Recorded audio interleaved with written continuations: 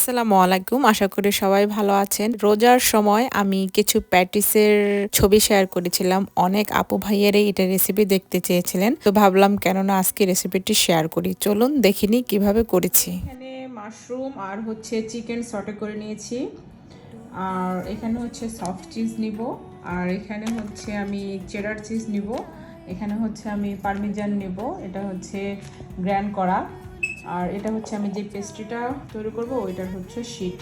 এগুলো এখন সবগুলো একসাথে আমি মিক্স করব, দেন হচ্ছে পেস্ট্রিটা রেডি করব।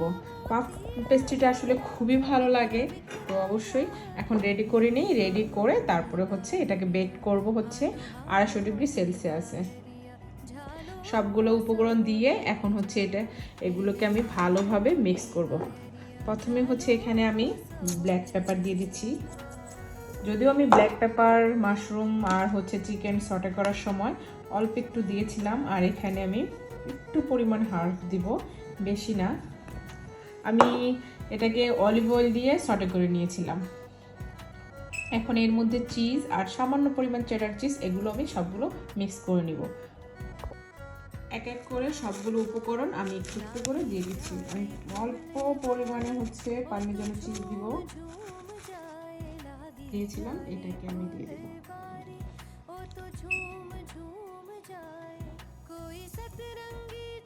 চিজটা ডিপেন্ড করবে সবার টেস্টের উপর। যারা বেশি চিজ পছন্দ করে তারা বেশি দিবে, যারা কম পছন্দ করে কম দিবে। নর্মালি আমি চিজ জাতীয় খাবারগুলো কেন জানি না, আমার অনেক অনেক ভালো লাগে, তো আমি প্রায় হাফেরও একটু বেশি চিজ দিয়ে দিব। তারপর হচ্ছে এর মধ্যে যে চেডার চিজটা আমি নিয়েছিলাম, এটাকে এখন আমি এই চিজটা আমি অল্প দিব, কারণ হচ্ছে পেস্ট্রি যখন আমি রেডি করব এর ভিতরে আমি দিয়ে বেক করব, সেজন্য আমি এই চেডার চিজটা সামান্য পরিমাণ দিচ্ছি। এখন এই উপকরণগুলোকে আমি ভালোভাবে মিক্স করে নেব।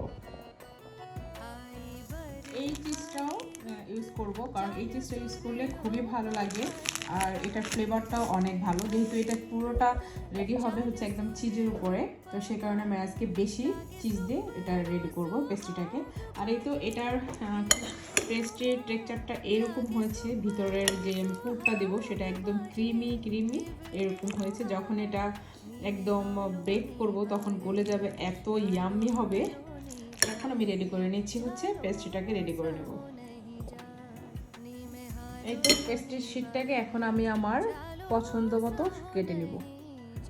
এটা যে যেমন ভালো লাগে, যে যেমন শার্প ডিজাইন করতে পারে, অনেকে অনেক ধরনের সুন্দর সুন্দর ডিজাইন করতে পারে। তো আমি আসলে এত এফোর্ট দিতে চাচ্ছি না, এত ডিজাইন আমি করব না। আমি নর্মালি এটা কেটে 4 পিস করে কেটে তারপর করে নিচ্ছি। তো আমি এভাবে কেটে নিয়েছি। এখন হচ্ছে এর মধ্যে পুর দিয়ে এটাকে এভাবে আমি ভাঁজ করে দিব। ভাঁজ করে দিলে দেখা যাবে কি এটা সুন্দরভাবে হয়ে যাবে। এভাবে ডিজাইনটা আমি তৈরি করতে পারি, বা আমি এভাবে রেখে এভাবে ডিজাইনটা তৈরি করতে পারি। দেখি এখন কিভাবে করি, তো আপনাদের সাথে অবশ্যই শেয়ার করছি। একটা আমি এভাবে করে নিয়েছি, এটা হচ্ছে চিজ ছাড়া। আমি আরেকটার মধ্যে হচ্ছে চিজ অ্যাড করব। আরেকটা আমি করে নিচ্ছি হচ্ছে এইভাবে। আসলে পছন্দ, যে যেভাবে দিয়ে পছন্দ করে সেই সেভাবে। এখানে আমি একটা চিজের স্লাইস দিয়ে দিচ্ছি।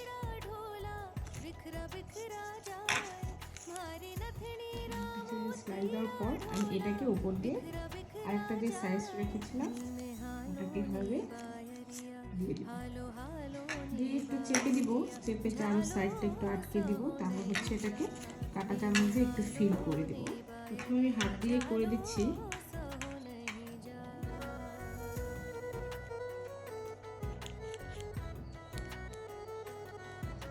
এখন আমি এটাকে কাঁটা চামচ দিয়ে সিল করে দেব।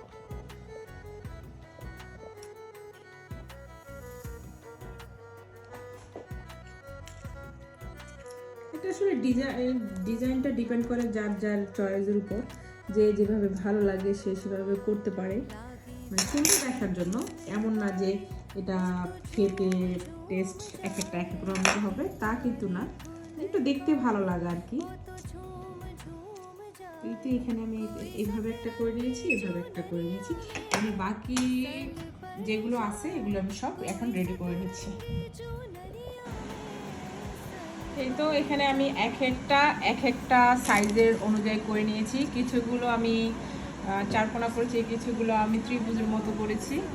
এখন এগুলোর মধ্যে হচ্ছে আমি ডিম ব্রাশ করে দিব। ডিম ব্রাশ করে রেখেছি, ডিম ব্রাশ করে দিব। এটা হবে কালারটাও অনেক সুন্দর আসবে, ভালো লাগবে আর কি।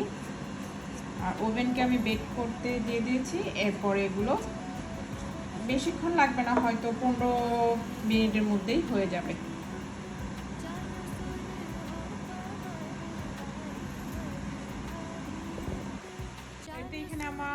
এই তো এখানে ডিম ব্রাশ করা শেষ। আমি একটু বেশি করেই লাগিয়েছি, এতে কালারটাও সুন্দর আসবে, সেই কারণেই। এখন হচ্ছে আমি বেক করতে দিয়ে দেবো।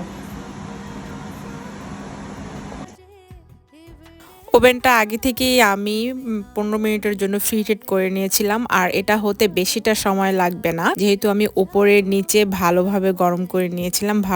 ওভেনটাকে ভালোভাবে গরম করে নেওয়ার কারণে এটা খুব দ্রুত হয়ে যাবে। তো কিছুক্ষণ পর আমি আবার খুলে দেখছিলাম কেমন হয়েছে। এই তো এত সুন্দর একটি কালার এসেছে। তো আমি আরেকটু ব্রাউন চাচ্ছিলাম, তো কিছুক্ষণ হওয়ার পর নামিয়ে ফেললাম। এই তো সেই আমার মজাদার প্যাটিস। আশা করি যে কোনো বাচ্চা বা বড়রা বিকেলের নাস্তার মধ্যে এটা তো অনেক পছন্দ করবে। একবার হলেও ট্রাই করতে পারেন বাসায়। তো সবাই ভালো থাকেন, ইনশাল্লাহ আবার দেখা হবে। আল্লাহ হাফেজ।